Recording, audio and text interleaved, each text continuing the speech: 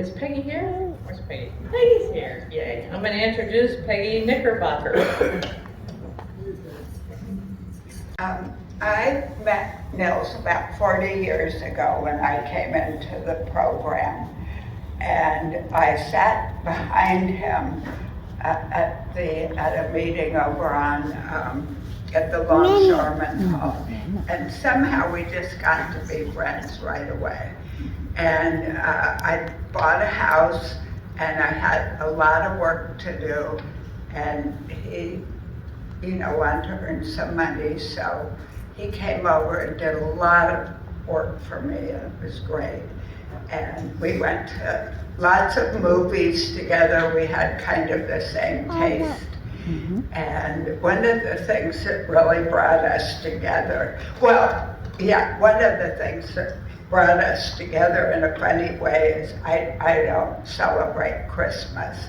And as you know, Nils loved Christmas. In fact, he used to come over to my house on around Christmas and around Valentine's, all dressed up in hats and blinking ties and all kinds of stuff like that. And we'd go off and try to find something good to eat.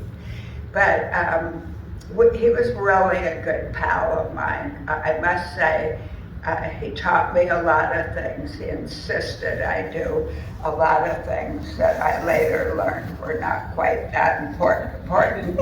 And so anyway, he was a great pal, and we both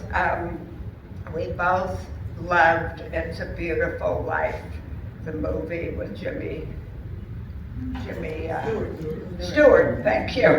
And I watched it the day I got sober, and he loved it too. And it was, we always talked about it and always watched it either together or alone. And well, there's not much to say, but he was very annoying. And he was, but I loved him. I always loved him. And I just said, stop it.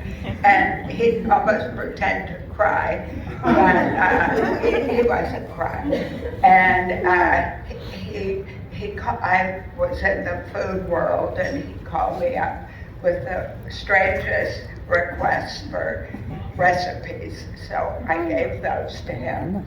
And my husband is from St. Louis, and he said, what high school did he go to? I think everybody knows that deal, but we have it here too, And so he had ideas about where my husband went to high school. He said, I don't really want to meet him. And anyway, we had a really funny time together, and I just am so sorry that he suffered so from depression.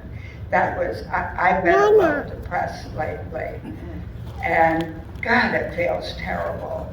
And I know it was awful for him, and I'd say, before you do something, call me. And some days he would, and some days I'd be walking down Chestnut Street, and he'd be sitting at the Moscone playground, and there were bleachers over on the north side, and he'd be over there smoking a cigar and just sitting there. Sometimes he'd take his shirt off, and but he always called me Peggy K.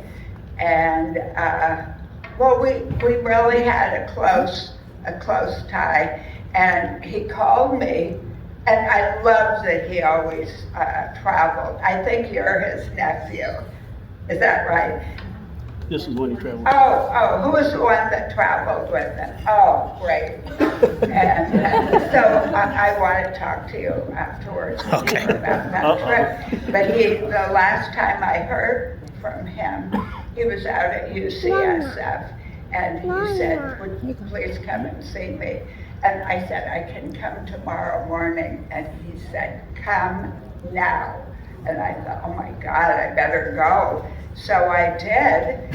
And then a day or so later, I went and bought him an orchid, bought him some food that I knew he liked, and I called his number, and there was no answer. And then I called the nurse's desk, and they said, he's been discharged. And I said, well, what does that mean? And but she said, I can't go any further, but I figured it out, and it was so sad.